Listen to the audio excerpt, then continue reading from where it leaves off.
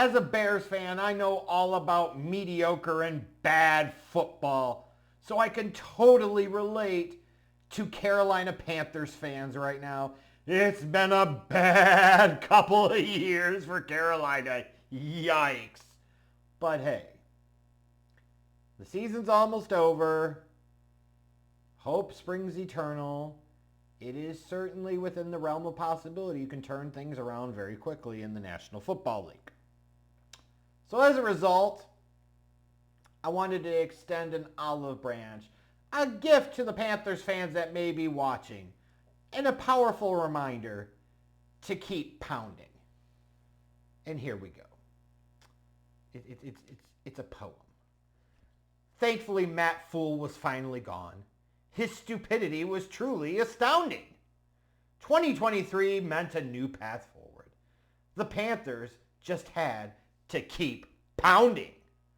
The first task was to find a coach. A keen offensive mind would do.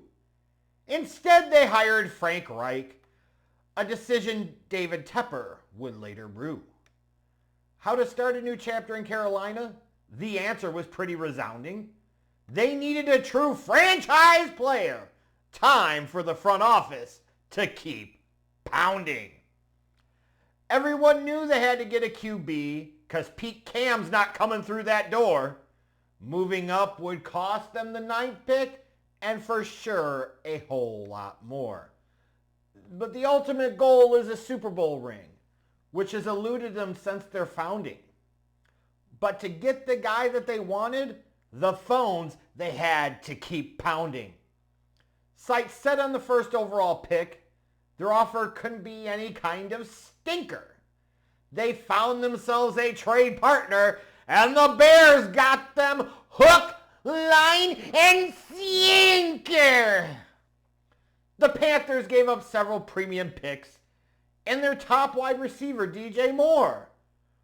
Ryan Poles said, "Thank you, bitches. Now your young QB situation will be poor."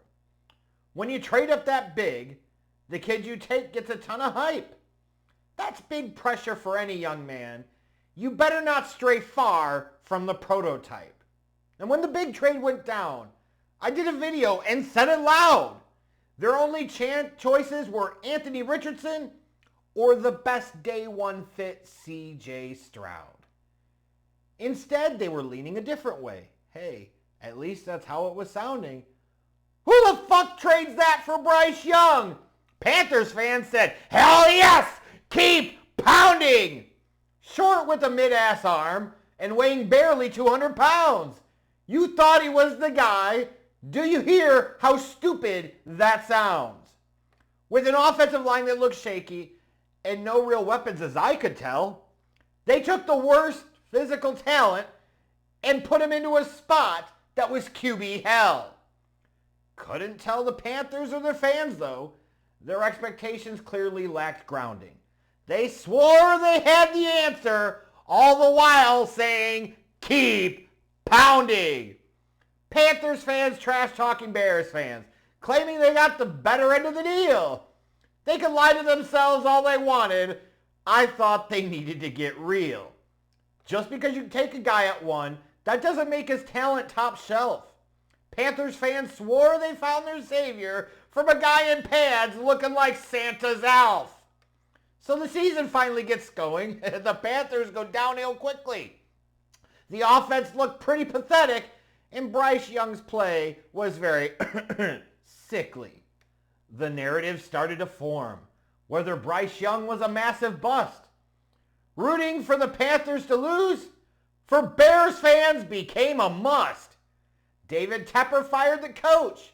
I guess he had seen enough. A disaster of his own making. Working with him must be rough.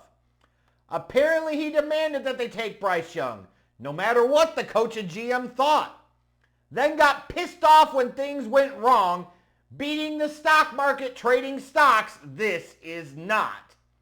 If you thought that was bad enough, his behavior became even more confounding. Now he's throwing damn drinks at fans. Hey Panthers, just keep pounding. They clinched the worst record. That shit's got me in stitches. All that trash talk for nothing. Thanks for the first pick, bitches. Y'all thought, you thought Bryce Young was going to be the savior of the franchise. It was 5'10", barely 200 pounds, mid-ass arm.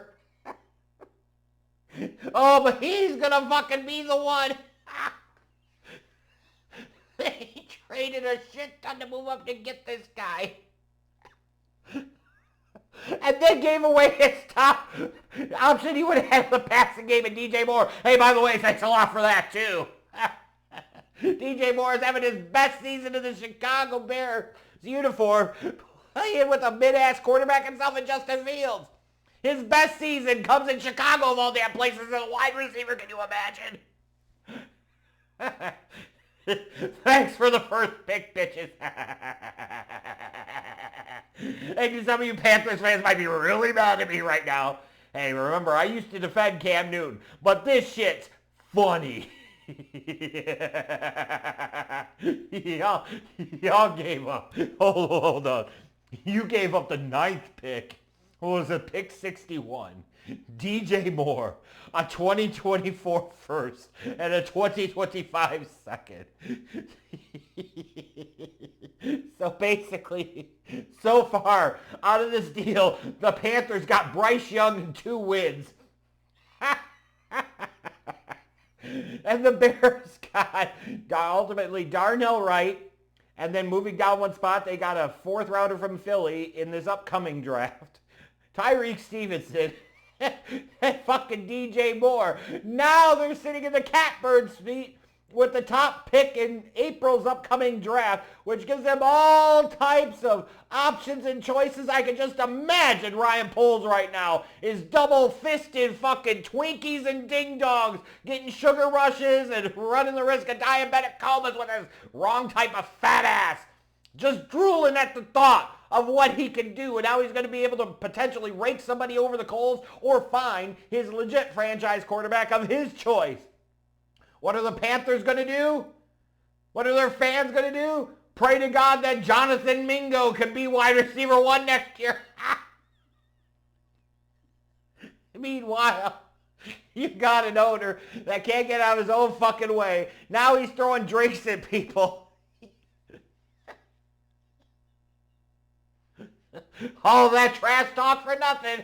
Thanks for the first pick, bitches. Ryan Poles of the Bears said, pow, pow, pow, pow, pow, pow, pow. Skull fuck your ass. Skull fuck your face. You take it. You take it. And the best thing is, the Bears still get more value out of this trade. And the Panthers are stuck with Bryce Young. Oh, stop. Make it stop. Thanks for the first pick, bitches.